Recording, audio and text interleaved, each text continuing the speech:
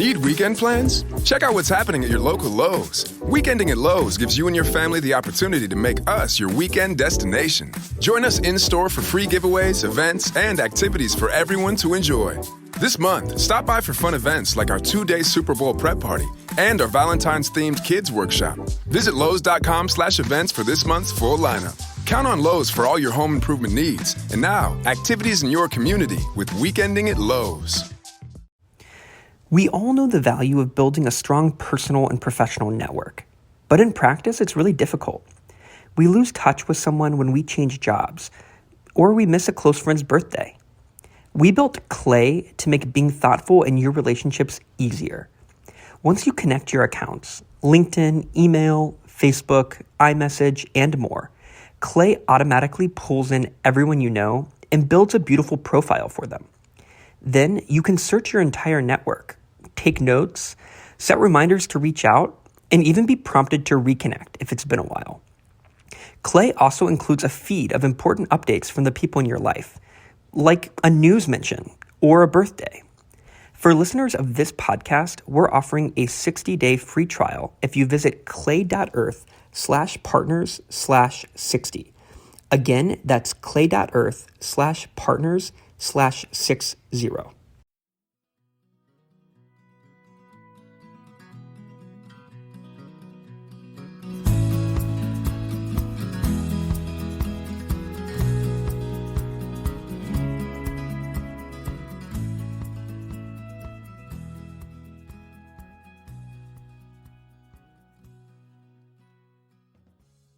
Hey folks, welcome to the Adventure Sports Podcast. I'm your host, Mason. Today is a Throwback Thursday episode. Excuse my dog, he's walking in the background. But before we jump in, I wanted to remind you we have an adventure grant going right now. We're going to close the application February 22nd. If you or anyone you know is doing an adventure this year and they need some funding, we're giving away 3 grants, $1,000, $500, and $250 plus gear. And, it's for anyone doing an adventure in 2023. Have them apply. We're going to be giving it away to somebody, and you might have a pretty good chance of getting it. I'm just going to say that. So, apply, submit what you want to do. And also, this episode is great. I remember this being one of the first episodes I edited, so my editing skills have improved a lot since then. The sound quality is okay on this one, but I remember Pete being so inspiring because at the time I was kind of a part-time stay-at-home dad as well, and so I got a lot of inspiration from Pete, and I just loved his name, Pete Ripmaster. Pretty cool. So let's hear this story. It's so inspiring, so cool, and let's go ahead and jump in.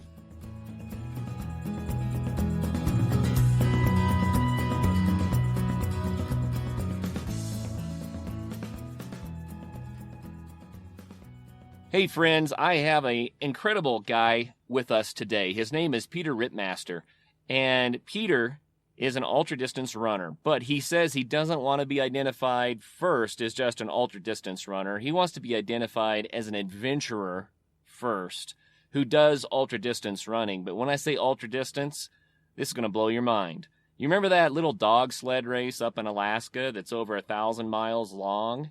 Did you know that people run that too? Now, I'm not talking about a 50-miler or a 100-miler. We're talking about a 1,000-mile run. Peter, welcome to the program. Thank you, Kurt, for having me. I tell you what, when I first heard that people run the Iditarod, I was blown away. So let's rewind just a little bit. We're going to get back to the Iditarod, Peter, but let's find out who you are, okay? So, Asheville, North Carolina, that's where you live with your wife and 2 girls. Yes. You are also a public speaker. What else would you like to tell us about yourself? I've always just been an outdoorsman. I mean, I honestly think, adventure, outdoorsman, I don't worry too much about titles of what things is. I just love being out in the woods. Before I did any running or ultras or anything like that, it was about mountaineering and rock climbing and telemark skiing and ice climbing and just any pursuit that you can be out in the woods, I'm all about. And I'm also an advocate for other people to do whatever gets them off the couch. Nice. And you live in the right place. If you like those sorts of sports, Asheville, North Carolina, pretty nice. we're trying to be quiet about that, as much as we humanly can, because it's pretty special place. But yeah, my wife and I have been here for about a dozen years, and boy, it's home. After spending all types of time out west and up north, I just never would guess that North Carolina would be my home. But these mountains in Asheville are just it's just a great place to live, and very diverse place, and I'm happy here. That's neat. So how did you first get into the idea of doing a long run? I got into running first and foremost to raise money for cancer research. After losing I lost my mom to breast cancer in 2000, and went through a bunch of difficult years after that, where running distance races was the furthest thing from my mind. I just went through some dark times. And then when I met my wife and I kind of got back on my 2 feet, I realized that I wanted to do something big to raise money. So I started running marathons, and I ended up running 50 marathons in 50 states. And that kind of started thinking. And then towards the end of that project, I just wanted to think if I could go further and further and further, like you hear a lot of people talk about. I always wanted to press a little bit further just to see where that line is of what's possible. And so ultimately it led to Alaska. But, there's many, many stories before that as well. Wow. So you've been doing this for a while. How long have you been doing these big runs? I have been running for a decade of my life, but like I said, there was probably a decade before that, a lot of pursuits outside. I lived out in Telluride, Colorado for many, many years and explored all those mountains around there and just had a ton of fun in the mountains before and then again, when I started running, it wasn't necessarily that I adored it. I just was raising money for research. And then as it kind of whittled away, I realized that it was really good for me. And also it was really good I've dealt with depression my whole life. And I found that running was a really good outlet for me to feel comfortable and to think through things and just have some quiet time with myself. And so it was kind of a spiritual component to my outdoor activities as well. Well, do you mind if we dive into that a little bit? I'd like to hear more. Do you think is it just the time alone that helped with, sorting things out? Or do you think it's the exercise as well? I mean, what do you think makes that work for you?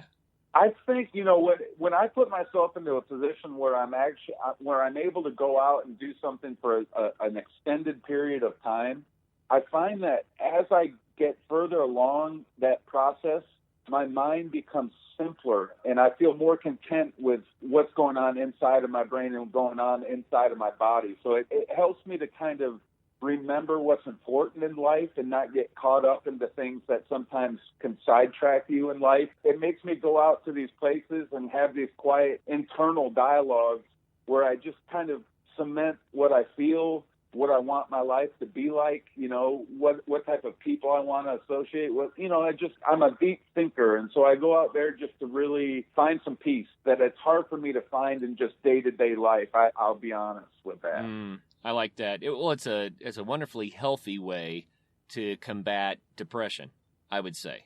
I would say too.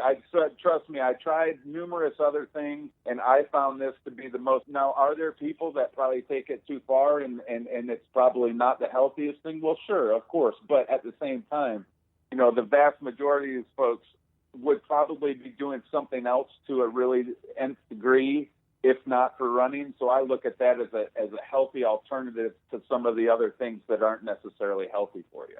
Right. Well, I have learned about myself. Now, I'm not an ultra-distance runner. I could never claim that title. Wouldn't work. But sure. I have found about myself, I have to get out. And what I mean by that is I need to be outside and moving somehow. So, we climb 14ers, and we do a lot of mountain biking and backpacking and whatever other event, maybe it's canoeing down a river. But I have to be out and active. And if I don't do that regularly, then, man, I start to slip into the doldrums. You know what I mean? Yes. So you understand, and I'm no different than you in that way. That's exactly how I am. In fact, my wife will sometimes just go, please go out on a run. please go, or please go do a race this weekend. She just finds the patience isn't where it needs to be. And I get out and I kind of feel like you get out there and you just kind of remember who you were supposed to be. And you kind of feel like that's the only way I can feel childlike in this life. When I'm turning a bend in a canoe and I don't know what's around the corner, I have anticipation and I have an excitement that I vividly remember having when I was a kid, exploring and doing new things. And so, like I said, in day-to-day life, when you're running around and you're dealing with insurance and taxes and traffic and tickets and all these things, it's this beautiful time for me where I'm just like, okay, this is who I am. I can deal with this other stuff if I can sneak out and do this. And so I'm just right there with you, and I'm glad you understand that. And I'm sure a lot of people do. And I don't care whether you hike or bike or run ultras. I don't look at titles. People that get outside, I'm fired up by. Right. Do you prefer Pete or Peter? I like Pete. My mom called me Peter. She's not around anymore. She's like, I named you Peter. I didn't name you Pete. If I wanted you to be named, people to call you Pete, I would have named you Pete. But she's not around, and I always like Pete better. So let's take Pete. All right. Well, Pete. I don't know if you know much about this or not, but I've heard it, and I would be curious what your opinion is. I have heard people, Pete, say that when people use adventure sports to feel good, like we're talking about right now, that may or may not last, or they have to keep doing the sport for it to work. And then they say what you really need to do is like meditate more or pray more. Yeah. Or maybe what you really need to do is to learn how to focus on being in the now and being fully present all the time. And I kind of hesitate, because I'm like, well, if it works, it works. But what's your perspective on that? I agree with it 1,000. I mean, in fact, we haven't even talked about the Iditarod, but the 1,000-mile race that I went through was a testament to that, to meditation, to quieting your brain, because in general, I have now understand, and you can probably already tell, there's a lot going on with me, right? There's a lot of angles, there's a lot of thinking going on, and so it probably wouldn't shock you to know that I have a psychologist that I've worked with for years here in Asheville, who's a dear friend of mine at this point, but he helps me, and he's quick to point out, and I've been working on this for a long time now, that when I first started seeing him, I was a professional at beating myself up over things that have happened in my past, or things I wish I didn't do, or things I wish I would have taken a different road, or looking back and just having anguish. Or if I'm not in that world, I'm in this world that I want to be way over here and I want to do this, but to get here, I have to do this, and I'm planning for years down the line. So I was a professional at either being 10 years behind me or 10 years in front of me without any inkling to this second. Oh, right man. now. Yeah, I hear you. So, it was an epiphany. I've been listening to, deep spiritual teachers and, Eckhart Tolle and a few other folks about just what we're talking about. But it never quite resonated with me until this year on the Iditarod Trail, where I was stripped away from all ego, because I'm just out there by myself and there's just nothing. You just have yourself.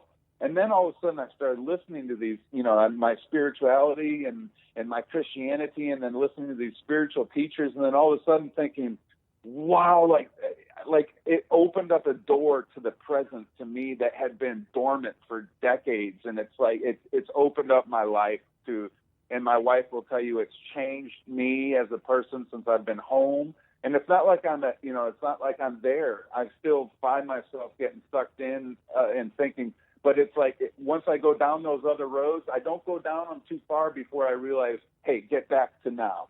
I sense myself going one way or the other, and I just say, okay, back to your breath, back to where you are and who you're around this second, rather than thinking of it as a springboard to any, you probably opened up a can of worms asking that question, because it's see, this is what I want to talk about. This is it for me. We could, I would rather talk about this than the hard details of the Iditarod 10 times out. This is just the stuff that transcends sports and transcends the humanness of this. And so, yeah, I totally agree with that statement. And that's why and all along I didn't know what I was searching for through all those marathons and all those ultras and all those wilderness treks. And then it just all came together to be like, that's what I was searching for. That's what I needed to get to. It's just now. Isn't that something? It's such the thing that's hardest to grasp is the easiest thing of all sometimes.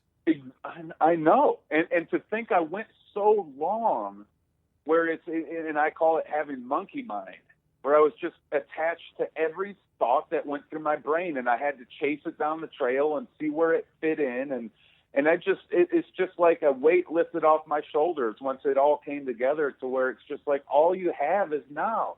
That's really all you have control over, and so it just kind of, as you can see, I'm pretty freewheeling. I'm just more comfortable with who you are in your own skin. You're just like, I am who I am right now, and I might change and I might still mess up, but it's been the best thing in my life and transcends the Iditarod for sure. Well, there's several thousand people that just heard you say that, and I think that that's a beautiful testimony. There's a reason for the Adventure Sports Podcast. It wasn't just for the sports or the fun, certainly not for hedonism. The reason we started this show is because we believe that people like yourself who go out and do these things, you've been up the mountain, you're coming back down, and you're sharing it with the rest of us. How about that? Absolutely. And I think we all have our mountain. I'm not going to lie. I truly believe that we all have our mountain that we're trying to climb and see the other side of. So, we need inspiration from each other through this process, and Lord knows I've had inspiration by thousands of people before me. So I just look at myself as just like anyone else who's strapping on a backpack or putting a canoe on top of their, I'm no different. I don't feel myself different with anyone in that realm, because I do look at it as that's what we're all trying to find out there. And luckily we still have places that are wild enough to where we can get away. We can find those things in those places. Oh yeah. Well, let's dive into your 50 marathons in 50 states just a little bit. Now, were these, sure. Official events where you were in races, or were these events that you set up where you said, I'm going to run my 26 miles on Tuesday? Ultimately, I wish that would have been the way I would have done it, because I really got burnt out on the race scenario. I would have rather just go to some trailhead and you go run 26.2 miles in that state. But when I was going through it, I was really type A about it, and I was running marathons. I will tell you that, and you'll understand this, I started out, and it's funny, if you look, I have this board that's got all the marathons I've run, and it's got all the medals and stuff, and you look at how it started, and it's like all these big city marathons, and then very quickly you see them start to become just very smaller cities to towns to podunk marathons where there's hardly anybody there, because that was what I was about. After I very quickly realized I didn't like running in big crowds, and I didn't need a lot of people around me, and I didn't necessarily need big medals when I was finished. I just, again, was after the experience. And so I was just like finding these really one-off cool marathons where it was just like you could stay at the host hotel and it's right across the street from the start line, and then you can finish and take a shower, and you don't have to take taxis. And so it went from city to rural pretty quickly in the 50 states. But it was and then, like I said, that those kind of led to running longer distances towards the end of those, because I was just like, these are getting old. I can do these, with my eyes closed. It's just, it doesn't feel like I'm pressing too much. Now, I'm not saying they were all fast. A lot of them were just grunts, right? But I just knew I could get through them by hiking or jogging if I had to, and all that. So it's, it was. I raised $62,000 for cancer research by doing the 50 marathons in 50 states, and so that was a promise to my mom that I made good on. So that was a big part of that process. Oh, that's beautiful. That's beautiful. Now, yeah, I'm going to just go, since we're talking about the psychology side of things a little bit, I'm going to stay there just a little bit. So you raised $62,000 for cancer research, and that's a beautiful thing. Yeah, people would applaud you for that, right? Yeah. Did that lead to some sort of self-actualization and fulfillment long-term for you personally? That's a good question. I don't often have to take some time to think about an answer. Usually I'm pretty versed in these. That made me realize that I loved raising money for a good cause, but all right, I'll tell you like this, because you have to understand this about the process. So I raised $62,000 for Komen, right? Komen, as everyone knows, it's the number one huge place that raises money and funds for breast cancer research. Now, I raised $62,000. Well, I'll tell you, I had no idea where that money went. I had no idea if that money was going to help people or if that money was being, spent towards $62,000 worth of pink balloons that we're going to put all over cities that we go. And that frustrated me, right? And it was great, and I loved raising that money, but kind of having an epiphany towards the end of that like I want to raise money on a much more local level. I want to make an impact where I live, because I just feel it more important than thinking on this global level. I think it's more important that a lot of people dig into where they're living. And so I started raising money for a local nonprofit, which is just like where the rubber meets the road. Like they're really doing a really good work, and you're seeing $500 that you raise is taking care of one lady in Western North Carolina for an entire year through their program. And so you're like, well, yes, I need to do this. Like, this is how I want to raise money. And then you see that money going to work in your own, and you have fulfillment there. I did not have fulfillment watching the money just go to some huge corporation where I lost track of how it affected people. So that I had to put that, that's important for me personally. Do I have something wrong with Komen? Absolutely not, right? You have to understand that. But for me, on a personal level, I didn't find fulfillment until I saw it making a difference. Let's take a quick message break and hear from the folks that help make this show possible. Hey, what's up, guys? This is MMA fighter Clay Guida, and I'm not afraid of anyone or anything. But losing my hair was an entirely different kind of fight. So if you're suffering from hair loss like I was, then you gotta check out my boys at Bosley. Pound for pound, they are the champions of hair restoration. That's why I turned to Bosley to get my hair back. The entire Bosley team was so professional and kind from start to finish. All it took was a simple one-day procedure, and I was on my way back to rocking my full hair again. So take it from me. Don't wait if you are thinning or receding. I'm so thrilled with my results, I just wish I would have went to Bosley sooner. It's time to finally knock out hair loss, because the best is yet to come. Check out Bosley today. When MMA fighter Clay Guida was losing his hair, he trusted Bosley to get it back. Now it's your turn. Get a free information kit, plus get a $250 off gift card when you text CLAY to 203203. Text CLAY to 203203. Or go to Bosley.com. That's Bosley.com. That is plenty of that for now. Let's get back into the episode. So that's kind of what I was getting at, and I'm really glad you made that distinction. Now, I say this, I think we need to continue to support the big research foundations as well. I mean, it's got to happen. But that said, isn't there something wonderful about when you contribute to a cause, you can see the impact? You get the feedback. You know what I mean?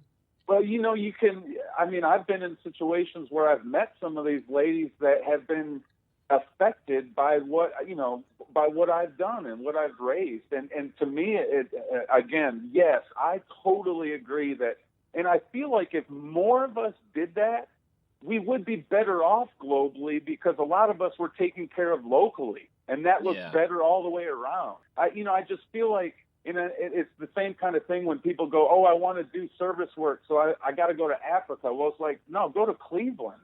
You know what I mean? Go to right. go to Detroit. You know what I mean? It's like, it doesn't always need to be this extreme thing to raise money on this big level. I'm an advocate for grassroots organizations and really making an impact locally. So very cool. Yeah, that's kind of what all that money. I'm glad it probably did do a lot of work, but it kind of was a learning experience for me to realize that I wanted to go about things in a different way. And I've raised some good money since then for this Hope Chest in Asheville, which is just a very small 501c3, just teeny here in Asheville, but they do good work, and that's who I'm stuck with now. So it's great. On. Right on. Well, I want to get to the Iditarod, but I'm trying to piece together the journey that led you there a little bit. We've already talked about the 50 marathons in 50 states. I mean, obviously, every marathon has its own story, right? But let's do this. Could you give us a highlight, an experience that was really positive that came out of those 50 marathons? And then also give us a story second about when something didn't go right. It was just really, really killer in those 50 marathons. And then we'll move on to the Iditarod. Yeah. Okay. Sounds great. As far as like a really awesome story, I would say, I told you I was running all these city marathons, but, before that time I had all this outdoor experience in the mountains, right? But here I am running these city marathons. And then I'm going out to Oregon, and at the time, there wasn't a ton of marathons in Oregon. So you had your choice of maybe 5 or 6 or something like that. Now, I needed to do Oregon in a certain amount of, I was going out west. I wanted to knock this out. So I had to look at certain period of time. Well, there was a trail marathon. It was called Holland Aspen. I love the name of it. And it was a trail marathon in Bend, Oregon.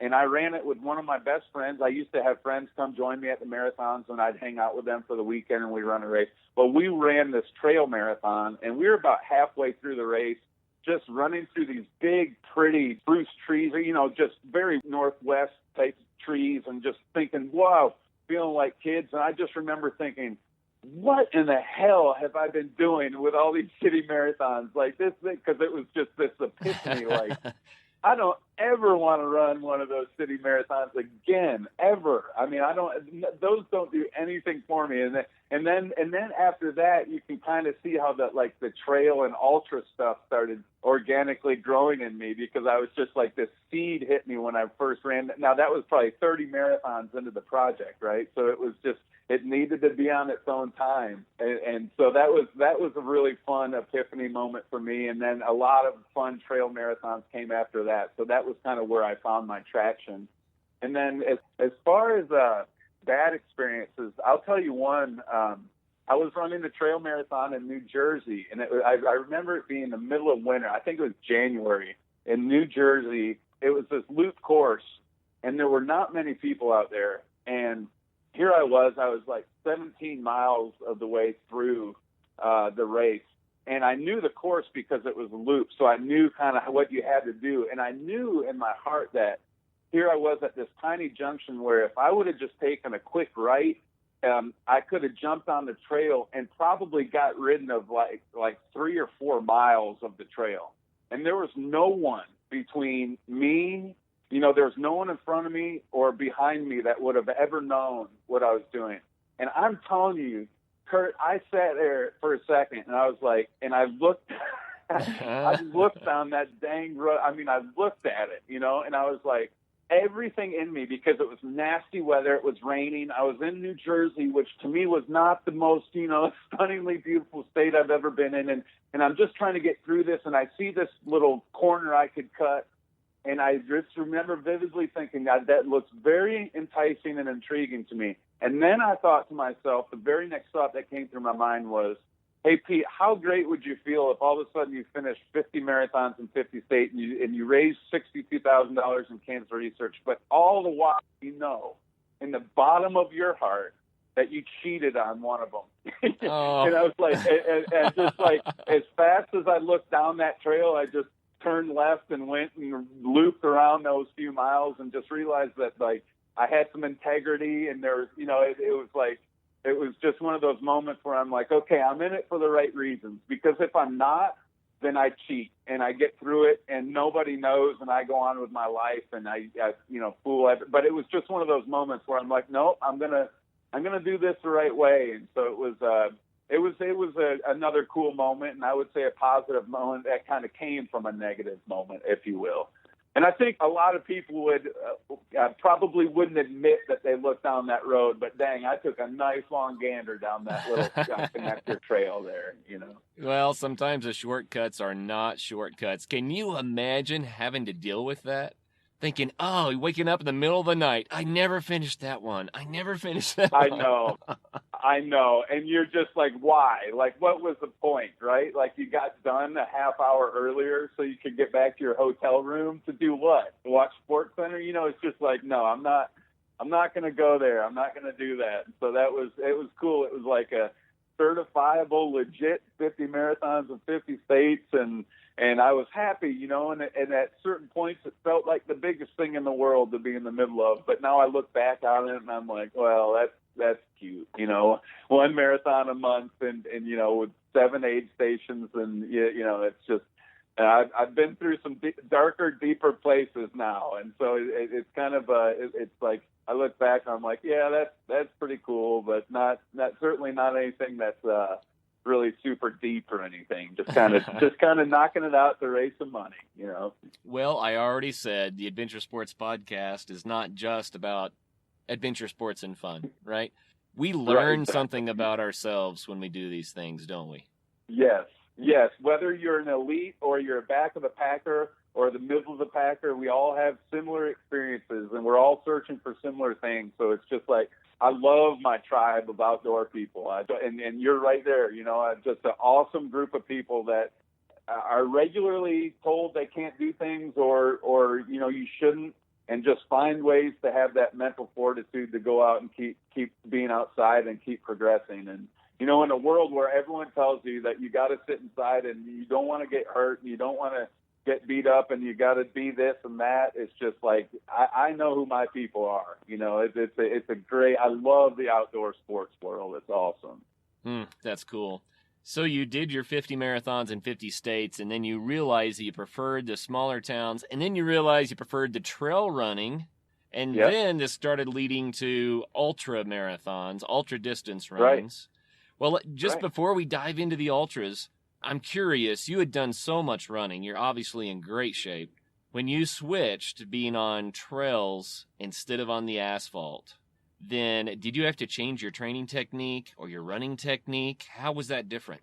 First of all, I think I have I'm not going to say pretty strong, I have a very strong mind. Sometimes I can get away with not being the most trained person by just being the most dogged person and the person that refuses to give up. So I feel I have that in spades. But as far as like if you went to downtown Asheville, you could very easily get 100 people that run more than me and train harder than me.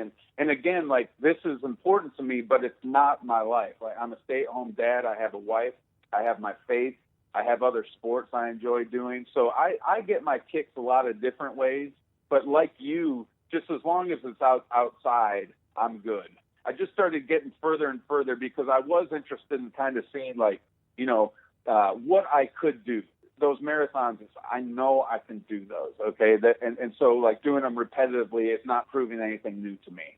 And so it was just a very natural progression to me to start running the distances. But I was good because, you know, a lot of people mess up and they try and run long distances too fast. So I really, like, took my baby steps building up to each distance that I ran, except for the 1,000. Except for the 1,000. I mean, good grief. How can you even go there? I mean, when people say, oh, I ran 1,000 miles. What? It just, that's mind-boggling, you know? So you mentioned before I hit record here that on the Iditarod, there's a 350-mile run, and then there's the 1,000-mile run. And so you worked your way first by doing the 350, and then worked your way on up. You've got to walk us through that a little bit. How did that all transpire?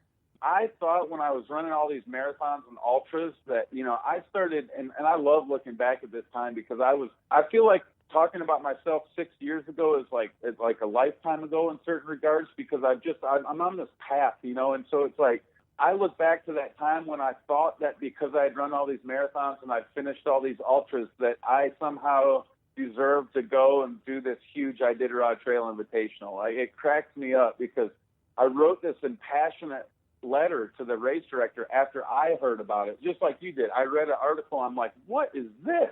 Are you kidding me? People do this?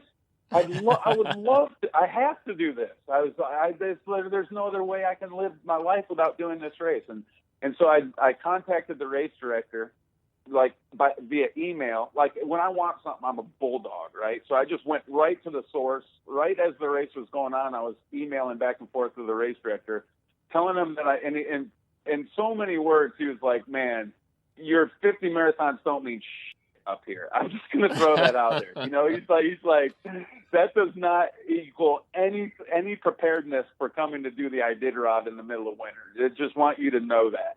But by the way I wrote my letter, he could tell that I was totally old school. Like I was real romantic. I was like, I will appreciate all the times I have on the trail, whether it's great or bad. And, you know, just like really cheesy and romantic about it. But he took it for what it was, which was an honest plea. And he's like, you need to come up and do this race. So like 10 minutes after I heard about it, I was invited the following year to come do it. And so I go up my first year, and it's just, I cannot tell you how over my head I was. I mean, I tell people regularly, my first year I got last place. I love saying that because my first 350-mile race in 2014, there were 12 finishers in the 350-mile race. I was 12. I had a 92-pound sled that I hauled. The winner had a 16. The winner had a 16-pound sled. They say your first year on the Iditarod Trail, you pack all your insecurities with you. Right. Well, I packed 92 pounds of insecurities into my sled that I hauled. I got lost 25 miles the first day, and I blistered my feet toe to heel the second day. So within 48 hours, I had made all those mistakes and pretty much wanted to tuck tail and get back to Carolina and just admit that I was way in over my head. But because of who I am and because of my genes, I turned my back and fought north and made my way another 330 miles by myself because everyone else was all the way in front of the race at this point, with me getting lost and having to find my way back. So that was my first year. Wow. So I love saying that because I don't want people to ever hear a podcast with me and go, oh, yeah, Pete won the Iditarod in 26 days and he's the Iditarod champ. Well, yes, I am. But I also was last place in the Iditarod. So don't think it's this glorious thing. I mean, I had to put all my effort into learning and regrouping many, many, many, many times. So it's been a big path. Second year, I did third place. I got three. My first year was 10.5 days. My second year was 6.5 days. So 12th place to third place in 1 year, just because I trained and I learned.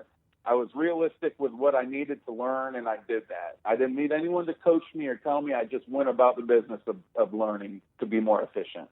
And then I thought I was ready for the 1,000-mile race. And so in 2016, I tried my first 1,000-mile Iditarod. And had 200 miles into the race, I had a terrible accident where I fell. I was walking over a river that was open underneath, but it had ice on top of it.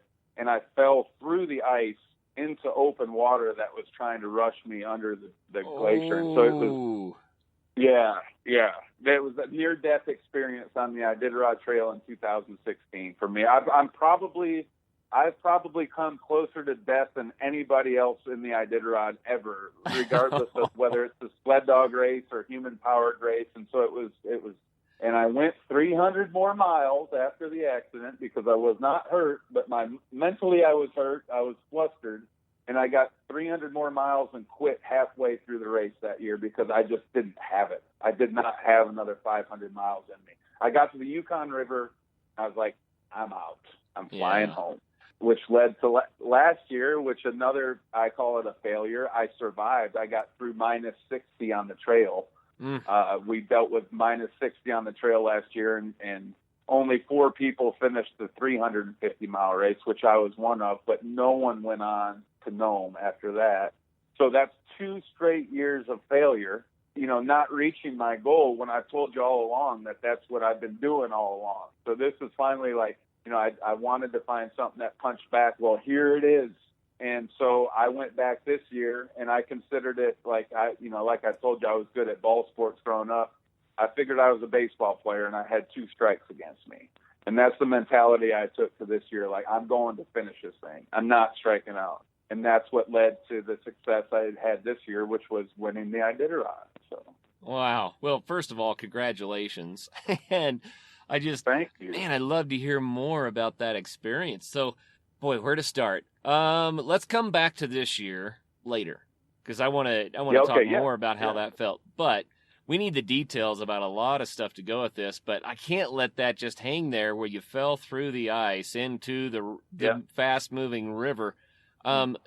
Give us that story in detail, because I got to hear about that. That's crazy.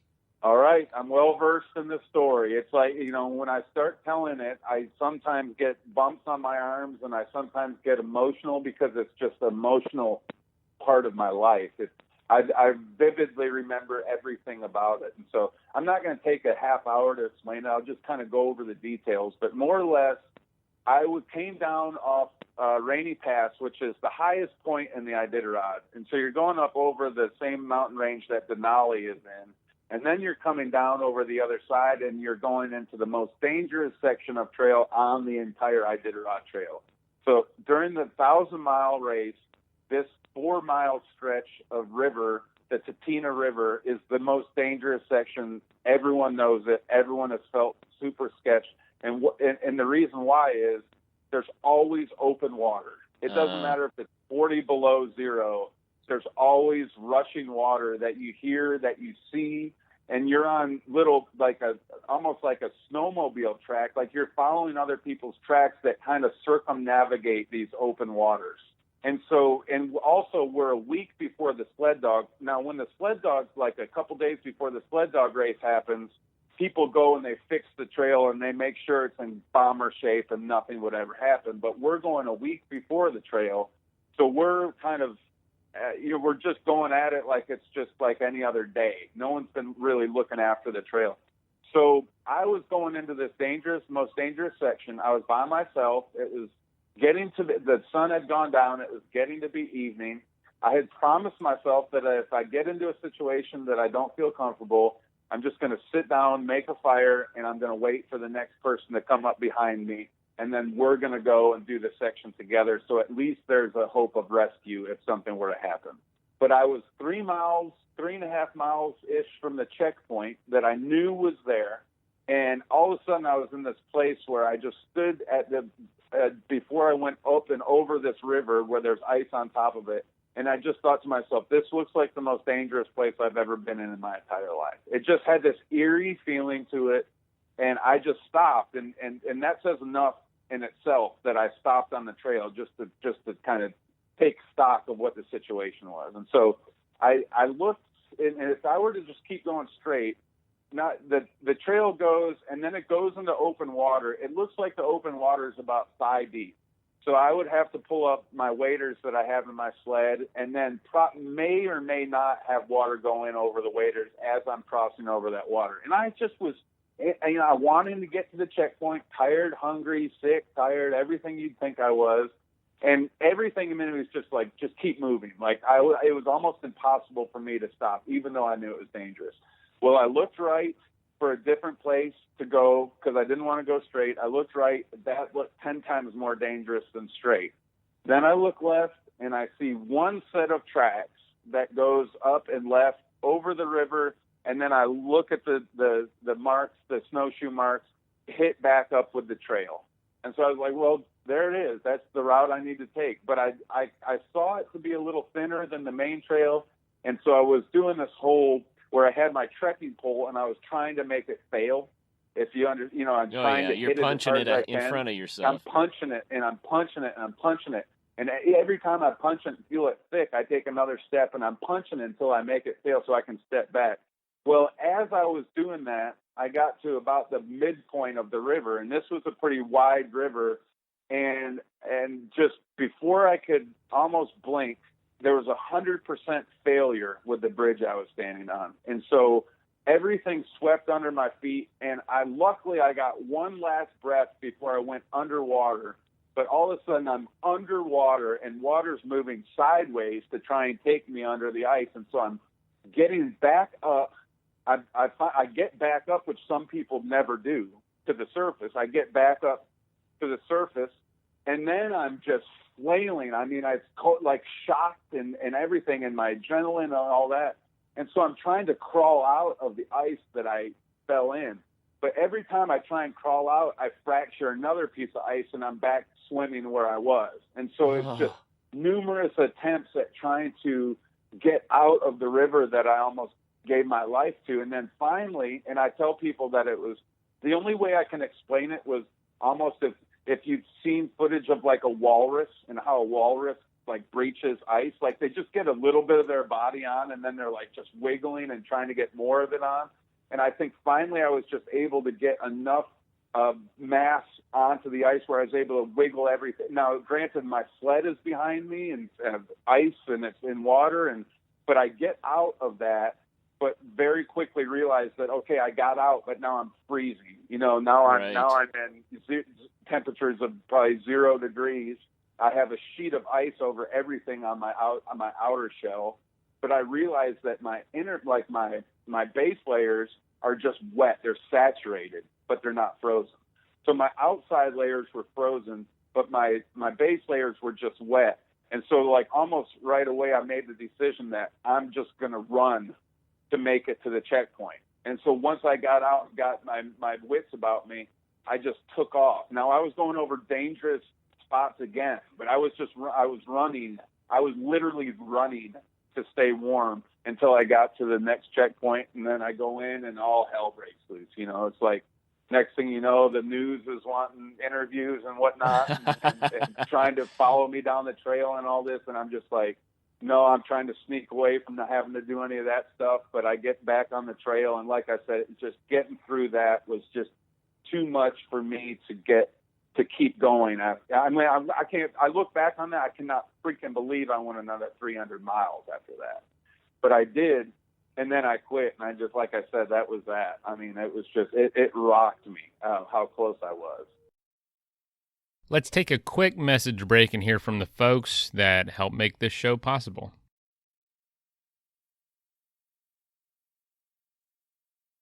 That is plenty of that for now. Let's get back into the episode.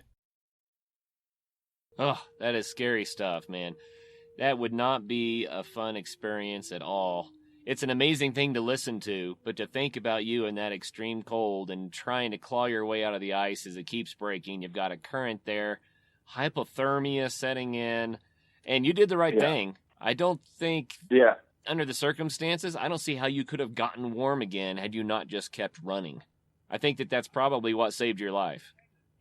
Yeah, no, exactly. I mean, I had to, I am so glad because, like, I've talked to a lot of friends that have a lot more experience in Alaska backcountry than I do. And they look back and they say, Pete, you made every single right decision in dealing with that situation. And that's why they wanted me back. That's why, because they realized that it was fluky what happened, but I self-rescued and I got myself out of the situation by making sound judgment calls. If I were to make a fire, I would have had to taken a huge knife and just cut my sled open because it had an inch of ice around it. You know what I mean? So it's just, and then you're just dumping fuel and probably burning just clothes that you have. I mean, it's just, so I made the right decision, and that was the scariest moment of my life, to say the very least. It's not the only time I've been close, but it was by far the closest I've ever been to passing away. And so it took a lot for me to get back up there the next year. You know, my wife was a big part of that, helping me to wrap my head around the experience and you know, coming to talk to my girls and tell them that Daddy's going back and stuff. So it's, yeah, man, I'm pretty vested in this Iditarod race, man. I guess it's a pretty cool story all the way through, especially that I'm sitting here pinching myself looking at, you know, trees moving and things. I'm alive. It's beautiful. Right. Well, for the listeners, I want to throw out there, if you had another person there and you had a dry sleeping bag and you could have gotten out of those wet clothes and shared a sleeping bag, that would have been the second way to save your life. Yes.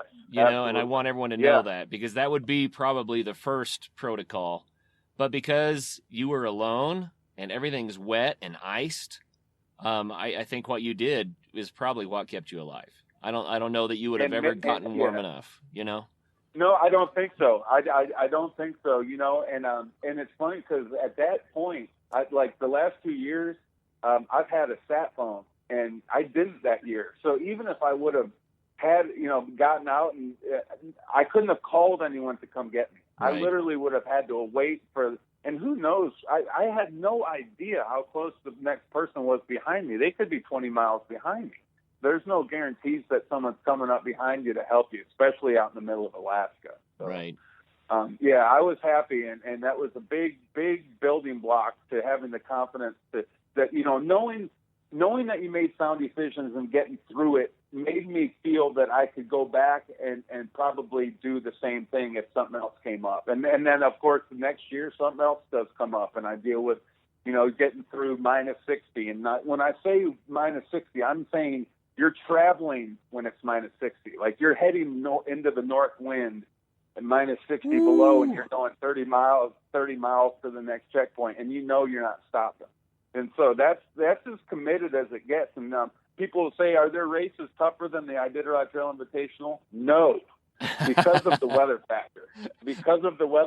That's the there granddaddy, huh? Tough races. Yeah, in my opinion, yes. I don't think, because the stakes are so high. Right. That's, to me, that's why it's so tough.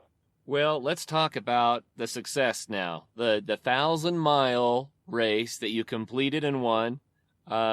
Walk us through that story a little bit. And I want to know also about the routine of it, what a day is like.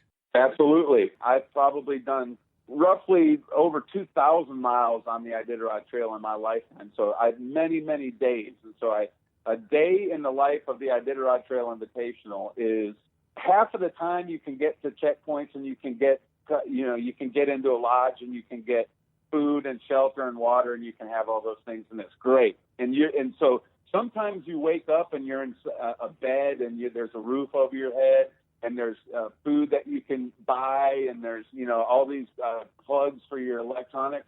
That's half of the time. Half of the time you're waking up on the side of the Iditarod Trail, and it's 25 below, and you're 41 years old, and your back's hurt, and you wake up and you have to go to the bathroom, and you realize that you have to put all your stuff away back into your sled as fast as you can, and you can't use your hands because it's so cold. So you have to wear your gloves. But then when things happen where you have to use your fingers and have the dexterity, well, you do those things for 10 seconds, and then you put your gloves on, warm them back up. Then you take them back off, and you work on it. And so anything you do is just hard. And so mornings are brutal getting up on the trail. Obviously, if you're in a checkpoint, it's much different. But most of the time, you find yourself on the trail. So you get up, and really you just get going as fast as you can. Like, I'd like to think that you stay and you make a mountain house meal, and you make a breakfast, and you go to the bathroom, and you stretch. And it's nothing like that because it's so cold. You're like shaking, waking up, like, oh my gosh, I got to get going. I got to move so I can warm myself. Wow. And so you're just throwing all your stuff into your sled. Doesn't matter how it goes in there, just you need to get it in there and get moving. And then you turn your back, and you put your harness on, and you start hauling your sled down the trail. And for me, my style is just to go. I'll haul two rock climbing chalk bags off of my harness, and I'll fill those chalk bags with a bunch of bars and beef jerky and peanuts and trail mix and all this stuff that you would think on trails that you'd eat. And then I'd fill those up, and I'd have a bladder of water on my back that I've kept on my back all night so it's not frozen. And then so I get all that ready, and then I'm gone. So I might not stop again for the next 10 hours. And so I'm just burning down the trail. I'm not running. I'm hauling a 40-pound sled behind me. So I call it power hiking. And what that means, more people will understand if I talk in these terms. If I can get to 4 miles an hour, I am flying. I feel like I'm really efficiently moving, and that's 15-minute miles. Now, most of the time, I'm not there. Most of the time it's more like 20-minute miles, so 3 miles an hour. Sometimes it's 0.2 miles per hour because you're in 2 feet of snow. But, on a given day, if the trail's in good shape, you're moving 3.5 miles an hour. So you go 10 hours, you've gone 30 miles. Now, I average 38 miles a day on my trip. So what that probably averaged out to is about 18 or 19 hours of work on my feet every single day, all day. That's a lot. And then 4 to 5 hours off my feet. But that doesn't mean sleep. Like a lot of people are like, oh, so you get 4 or 5 hours of sleep. No. You're messing with tons of gear. Your mind is thinking about checkpoints. You're checking your map to make sure you're on the right, it's just, and then maybe you fall asleep and you get 2 hours of sleep. And so, it's, you take sleep when you can get it, or when you're just falling asleep on your feet, that you've been hiking so long that you're literally falling asleep on your feet, realizing you need to stop. And so that's how hard I burn every single day on the trail. And then, if you wanted, and what does that all mean? Here's a picture. I started the race at 205 pounds. I finished the Iditarod as 169 pounds. Oh, man, that is wicked. That's how hard I worked to do what I did out there. So I always want to make sure I don't paint some picture of what it's like out there, and it's just wonderful in this wilderness and beautiful mountains. It is everything you have inside you to keep moving forward and to stay warm and to keep your water from freezing. So it's just, like I said, it's just, you simplify everything down to food, water, shelter. And you're not thinking about much else other than those things. And then there's your meditation. That's your walking meditation right there. Yeah, for sure, for sure. So did you reach a point in this last race that you did finish? Did you reach a point where you thought, I'm not going to make it, I've got to stop? You ever get there? There was never a point where I didn't think I was going to make it. Okay, how do I say this? There was many times where I was like, I don't think I can do this, right? Right. But thinking is different than what you can do, right? Like, it's just thoughts, right? So, like, that was my mind. Like, and it's a battle when I do these things about, what's your mind talking about and what is your body capable of doing? And I think people have no clue. I think, like, your average person has no idea how far they could push themselves because they're not willing, any discomfort. And we're told that we need to stop and we need to fix it. And it's not good to feel that. And I'm on the opposite end of the spectrum, so I just beat myself up so much out there. And it just it took every single thing I had inside me, whether spirituality or physicalness or mental or all these things. It took everything I had to finish this year. And I sit in awe. There's a guy that his name is Tim Hewitt, and he's done this race. He has gone to Nome on foot 9 times in his life since the year 2000. So it boggles my mind that, like, I did it once, and I was like, oh, done. Like just not even close to wanting to come back next year and do that again, let alone do it 9 times. I mean, talk about a different mentality. So there's just levels of people that know how to tell their mind to shut up. Right. Well, I could see if a person weren't in a hurry. So I could see how it could be fun to do a 1,000-mile winter trek, but stay within your comfort zone every day and maybe do it, I don't know, how long would it take to do it? A month, 6 weeks, whatever it is. Yeah, I would say, to take it real leisurely, and then maybe you'd even take a day off. Whoa, and let your body heal up a little bit. But here you are trying to win the thing. So how many days did it take you, did you say?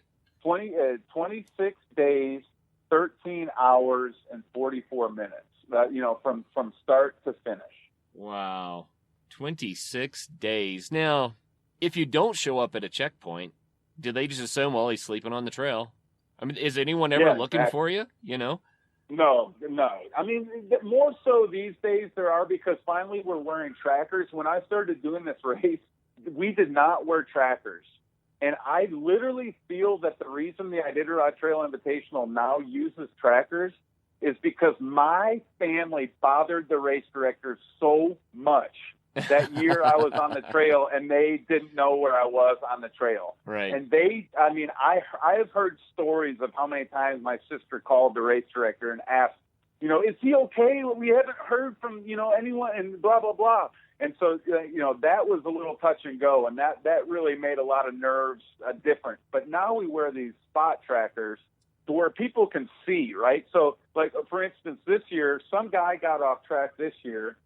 on and he got like 20 something miles off track, right? Well, but the thing is that person's family and the race directors, they're watching this blue dot going off the trail and going further away from the trail. Right. So now all of a sudden you're thinking, okay, this guy is lost. He's going the wrong way, and we need to get him.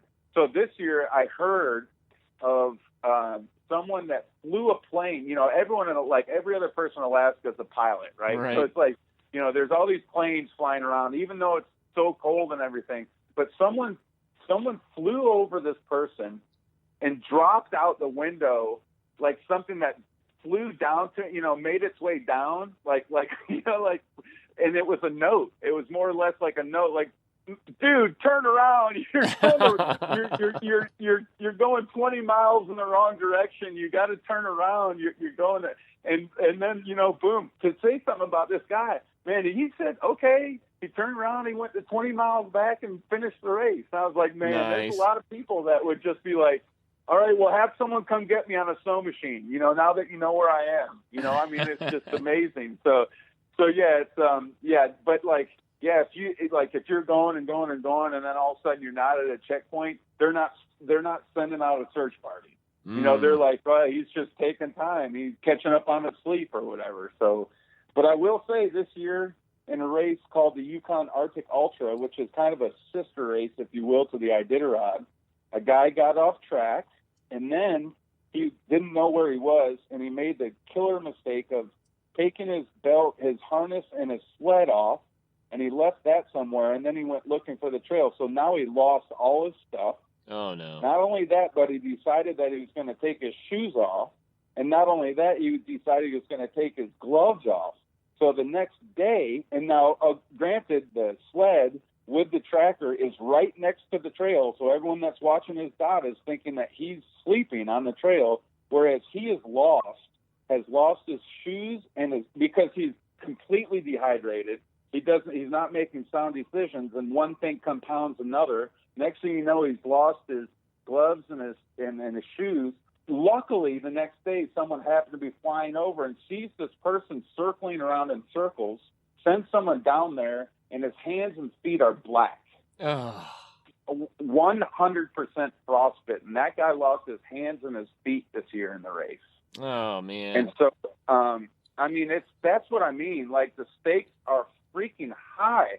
And it's like for me to say, oh, well, that guy no, things get unraveled, and you don't make good decisions when you cannot drink enough and eat enough to have, you know, a strong mind. And so I can see how that can happen to somebody. Absolutely. And hypothermia causes that. When your brain temperature drops, then your reasoning ability goes away. And it happens to a lot of people. Search and rescue and people. They start stripping away. Yeah. Right? They start like taking layers off because they have this false sense of, I don't know. I've read a lot of the psychology of it, but it was like, man, but I guess this guy was going around in circles screaming, thinking he's dying. I mean, obviously thinking that no one's going to find him and he's going to die this way. Right. And then luckily someone flew over and put a rescue together. But I mean, good Lord. I mean, that's tragic. Yeah, it really is. It truly is. So the stakes are incredibly high. I mean, we get that. We've heard two stories here about how high the stakes are.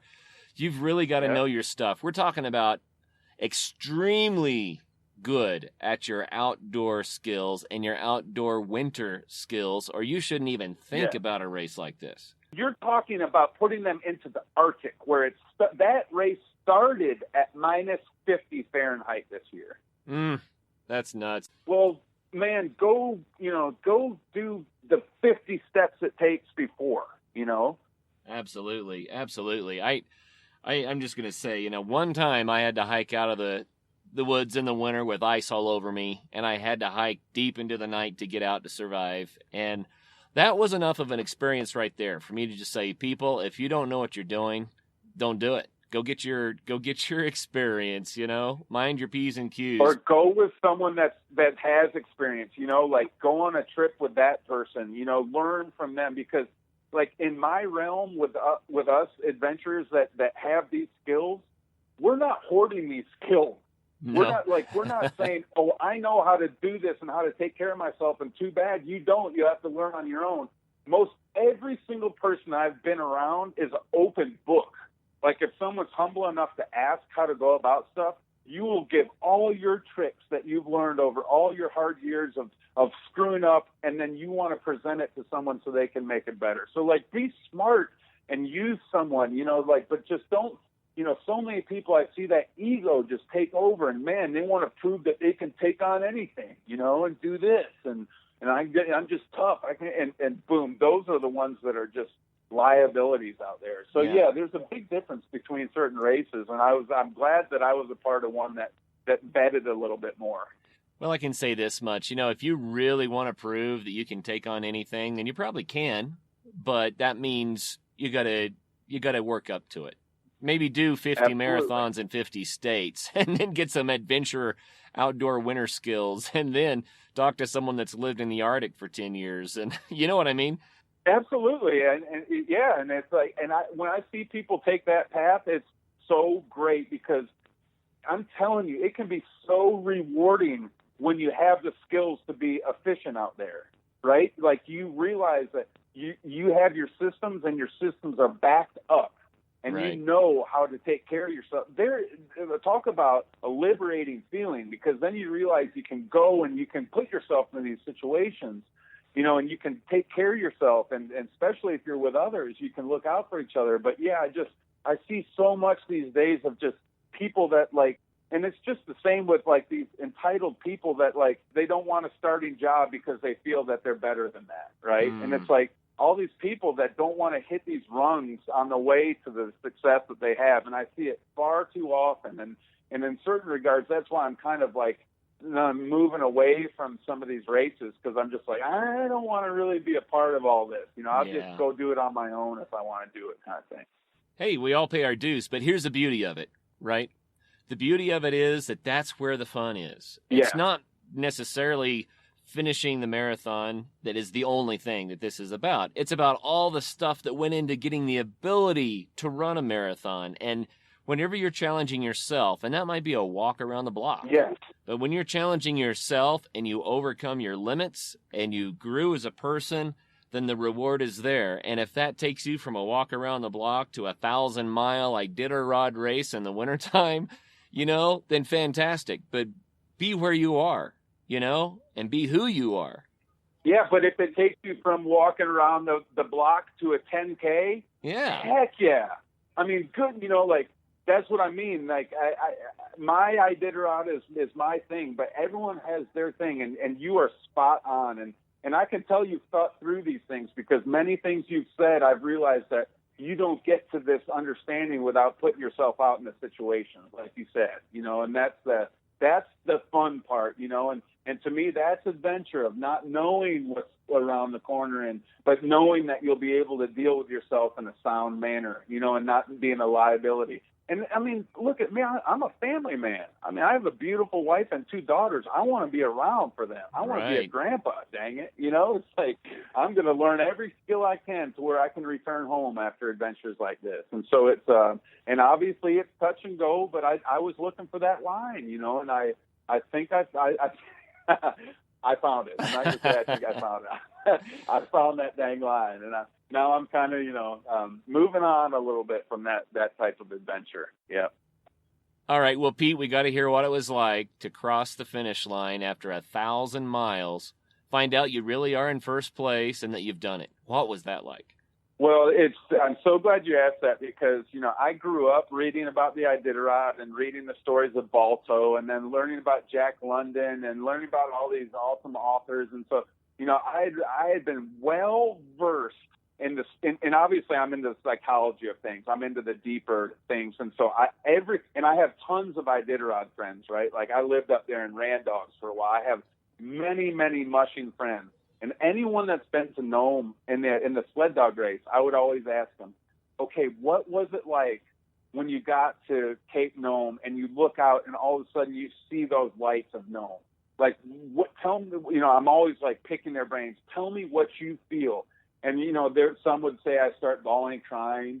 There's others that say that they actually turn around and don't want to finish because they've become at such peace with themselves on the trail, but they know the finish means going back to their other world, if you will. Wow. And so I was always loved these stories about this, right? And then I always would picture when I got to know them, because that was my goal. And I thought for a long time it would be as a, on a sled team and as a musher, but that didn't pan out. And so here I found myself, and like knowing that it's going to be on foot. And all these thousands of times I thought what I'm going to say, who I'm going to thank, how I'm going to act, how emotional I'll be. And I just kind of knew, because I just know myself. So it's like, and oh my goodness, it was 180-degree difference than what I thought it'd be. It was like, I literally first of all, a friend of mine and his friend who I had never met were the only two people at the finish line. This was at 4:30 in the morning. If my friend wouldn't have woken up and come out knowing that I was finishing and film it, nobody would have been at the finish line of this adventure for me. And I just think that's incredible. I mean, what an incredible adventure. And then obviously the people that are after it aren't after it for all the glory, because that's what we get to look forward to. Now, I won the race, right? Now, the guy that won the Iditarod sled dog race, he's instant fame. He won, I think, $65,000, and then like a $65,000 Dodge truck, like all tricked out Dodge truck. And Wow. then, boom, you're talking, you walk into sponsors, you go do speaking events, you've made your name for yourself for the rest of your life. What did I win for winning the Iditarod Trail Invitational? I won a finisher patch that I can put on a jacket. I got a T-shirt, like a finisher T-shirt. And then for winning, I got a homemade Iditarod coffee mug that says ITI champion on it. That's what I won for winning the Iditarod Trail Invitational 1,000-mile race. Pete, that's And so- hilarious, man. That is. People love that. People love that story. They get a kick out of it. I don't get a kick out of it so much, because I'm like, man, I wish it wasn't such a discrepancy. But at the same time, as you can already know, I'm not lying when I say this. That was not what I wanted out of this whole Iditarod. It was that 5 years of plotting and failing and finishing, and what that meant to me internally. Right. And as far as like what, everything else is just different. And it doesn't matter to me. Like, that experience was what I was after. And obviously, because I'm doing that race and knowing that there's no fanfare. Now, is it changing a little bit? Yes. Have I gotten, am I doing this interview now? Heck yeah. And it's incredible. And I'm pinching myself. But it wasn't always that way for me, And so I'm the same person 5 years ago, you know what I mean? As far as my ego's not attached to this stuff. So it's just, again, I don't look at myself any different than the next outdoorsman. This was an internal thing that I am just massively so happy that I'm done with. And I actually finished. I cannot believe. And then to win it, I mean, that was just that's just you gotta be kidding me. That's just if you would have told me that 5 years ago, I would have laughed in your face. If you were to say, when I'm having the 92-pound sled and I'm lost, if you were to come up to me and say, in 5 years, you're going to be the Iditarod champion, I would have literally thought of you as like Chris Farley. This, just no reality. And it's and to know what I've been through, and then to know where I am now, it's just a spiritual path, and it's one I love sharing.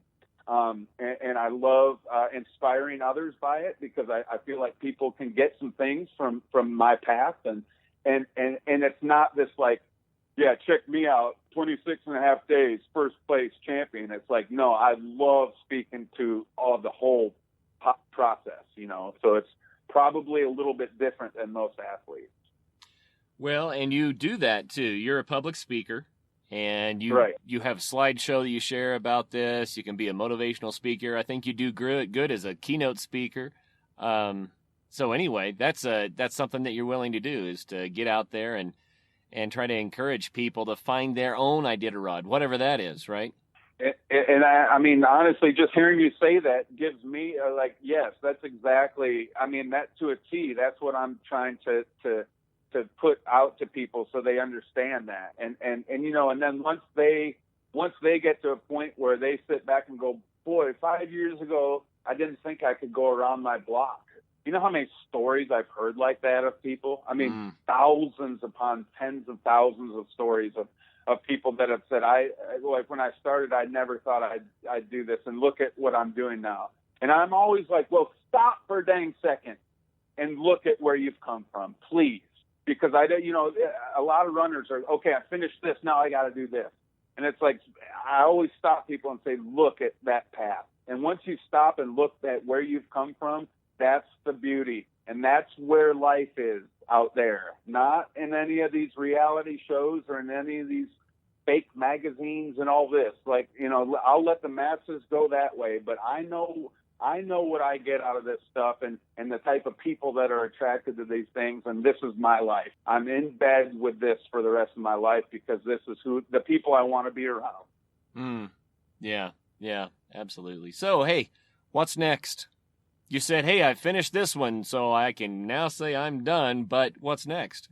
Well, I'm running Leadville on Saturday. What are we at? It's Monday now. This Saturday, I'm heading out to Colorado to run Leadville. So it's almost like I'm going back to who I was before all the Iditarod stuff took place, right? It's like I'm an ultra runner. That's who I am, and I'm a family man. So I like, going to baseball games with my families and taking my dogs on a hike. It's just like I'm not in a position, like a lot of people will say, what's next? And they go, well, you should go climb Everest.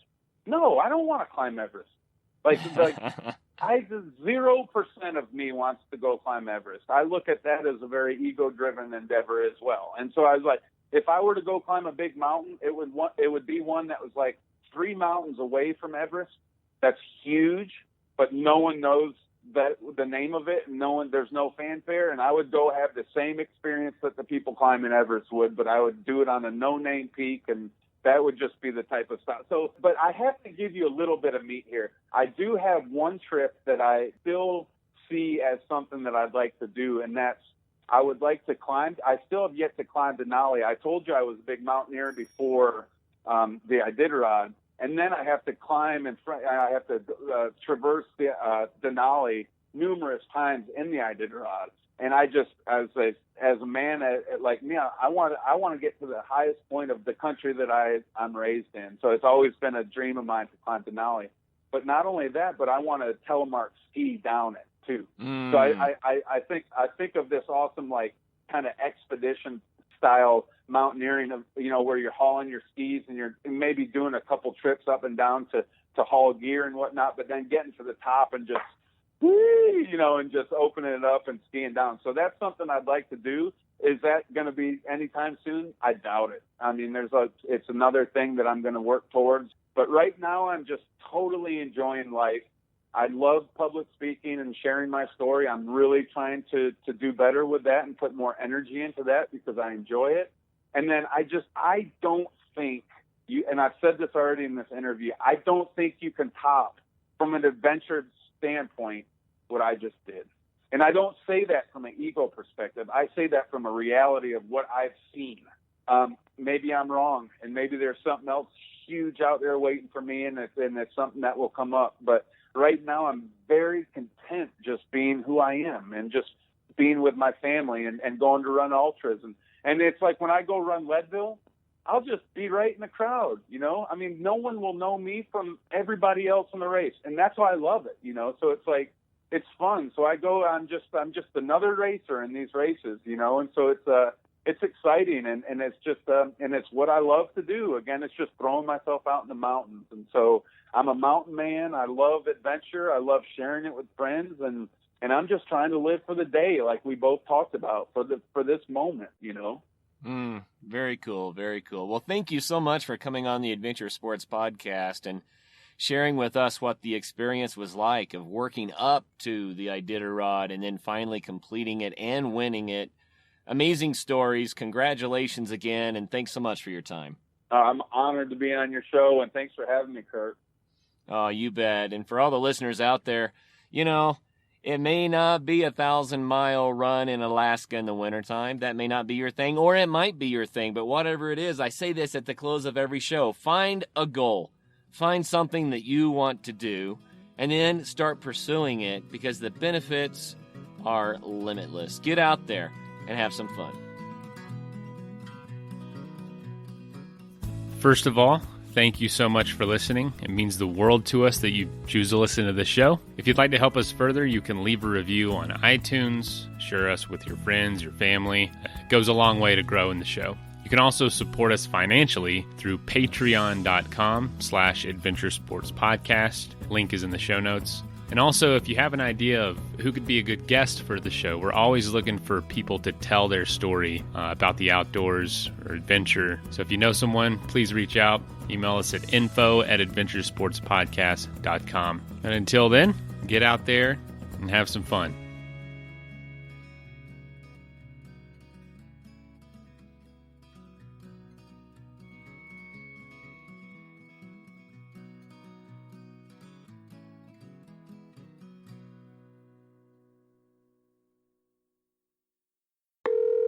Thank you for calling Navy Federal Credit Union. How can I help you? Hi, if I'm in the Army, not in the Navy, am I still eligible for membership? Yes, you are. What about my sister in the Air Force? Her too. And my dad's a Marine. We serve all branches of the military, veterans, and their families. My dog is a retired military working dog. I'll see what I can do. Find out if you're eligible at NavyFederal.org. Navy Federal Credit Union. Our members are the mission. Insured by NCUA. With any dream, the wind won't always be at your back. The sun won't always be shining, and some rain is going to fall. American Family Insurance is like a good solid roof that you can trust to protect your biggest dreams. With plans that could save you up to 23% when you bundle your home and auto. Also, you can continue to dream fearlessly, no matter what comes your way. American Family Insurance. Get a quote or find an agent at amfam.com. Visit amfam.com to learn how discounts may apply to you. American Family Mutual Insurance Company assigned its operating company, 6000 American Parkway, Madison, Wisconsin.